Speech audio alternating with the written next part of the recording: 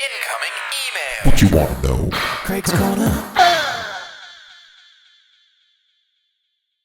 Hey, welcome to Craig's Corner for Wednesday, February 6th, 2013. Just got back from NAMM last week and, of course, landed with a miserable cold, so I spent a couple of days in bed, which was excellent. Seems to happen every time I go to trade shows. Shaking hands and talking to gazillions of people. It seems to do that. On the plus side, though, it was really cool to be able to meet a whole bunch of Helicon users from around the world who came to the show. People who had been on the forums or who had seen these videos or videos of Tom. We have determined through the little, unspoken contest that I ran that Tom is still more internet famous than I am. I think it was about 80-1 of people who would come up and say, "Tom Lang, can I have my picture with you?" versus, people with me. So I cried a little bit, but hopefully next year, I'll be able to maybe bring that up to maybe 80-20, something like that. We'll see how it goes. One of the things that came up when I was at the booth, and I spent 4 days, basically 8 hours a day, talking to users, both experienced users, people who have owned the devices for a long time, but I would still consider inexperienced, and also brand new users who had never seen a vocal processor before. And one of the things that came up was, gosh, these things look complicated. How do I navigate the myriad of buttons and all that kind of stuff that are on these devices? And so I figured, I got to come up with a way to explain how these things work and how our approach to the engineering of them sort of is applied to each one of the devices. And the thing I came up with was sort of a layered approach, and thinking of it as levels. So I'll use Touch 2 as an example here. When I think of level 1, I think of I've just got the product home. I've gone through the quick start guide, so I've, set up the microphone and I can actually hear stuff coming out of it. We'll kind of, we'll make that leap that you've gotten that far. The first step to me is play with the presets. If your unit has a hit button on it, play with the hit button. And then stop there. Literally spend a week getting used to the presets, getting used to just going back and forth between them, turning the hit button on and off at the correct time. When you're singing along, if you want the harmony to come on or whatever the hit effect is to come on, get used to pressing it at the right time. Start making a list of the presets you like and the presets you hate.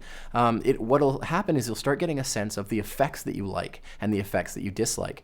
And that'll allow you to go down into the second level, which I would consider the sort of basic editing, which is I'm choosing now which effects to turn on and which effects to turn off and how loud they are. And I think that's step 2. So, you've gone through a bunch of presets and you've determined, for example, I like a hall reverb or, a big sounding reverb, and I like, a single voice of harmony, set to high, like a third up type harmony. And that's what I tend to enjoy in my presets. Maybe I like a delay sometimes or something like that.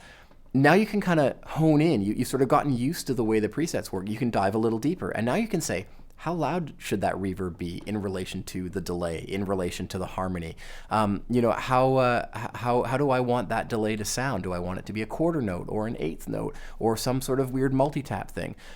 That to me is the next level of starting to customize your presets, but you're coming at it from a point of view of that you've looked at what we've created for the presets that are in the box.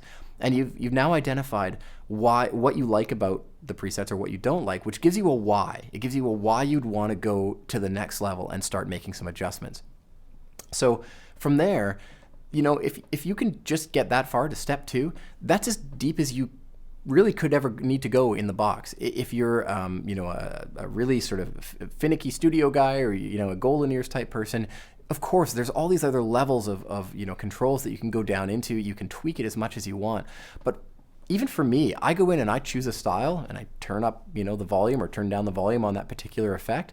And maybe I'll mess with something like, I want the reverb to be a little bit shorter, or I want the delays to go on for a little bit longer, that kind of tweak. But really, going into those super deep menus is great if you have a reason to go there, but it's just confusing if you don't have a reason to go there. And the analogy that I was using with folks at the show was, imagine getting into a car to test drive it. You know where the gas and the brake pedal are, and if it's an automatic, you know how to just put it in drive, and then you go. And while you're just doing the things that are easy, just pushing the couple of pedals, you get a sense of what the car feels like. The way people sometimes approach these products, which is kind of funny, and we witness it happen at the booth, people will come up to the product and immediately press the setup menu and then get in and start changing the mic type and, putting lead mute on and things like that. And to me, that's the same as, going to the car dealership and saying, I'd like to test drive this car. They give you the keys. You immediately pop the hood and start pulling wires out of it and going, why isn't this thing working? It really is the land of the expert to get down under the hood that deep. And of course, from our end, we continually try to figure out how to make that top level easy process intuitive and something that you want to, that leads you to pushing the right buttons. And of course, that's an ongoing challenge for us that we always try and improve on. But I think if you treat these devices as step 1, presets, step 2, just changing something minor about those presets. I like reverb, I want this kind of reverb. I like delay, I want this kind of delay. Then once you get to that point, if you've mastered that, then you say, I want that delay to sound like a cell phone. Great, you can do it in a lot of the devices, and it does mean going to another menu and setting it, but you're going there because you have an important reason to get there. And I think if you treat it that way, you're leading yourself in a position of gathering the knowledge, gathering the expertise, and then going a step deeper. Gathering expertise again and going a step deeper. And that seemed to resonate quite well with the people that I was chatting with at the booth, and kind of, there's a little bit of a light bulb moment. Oh, I see. Okay, I think maybe I was just going a little too far, a little too fast. So I wanted to pass that on to you guys and hope that it maybe helps you to sort of approach the products with a little less trepidation about how complicated they can be.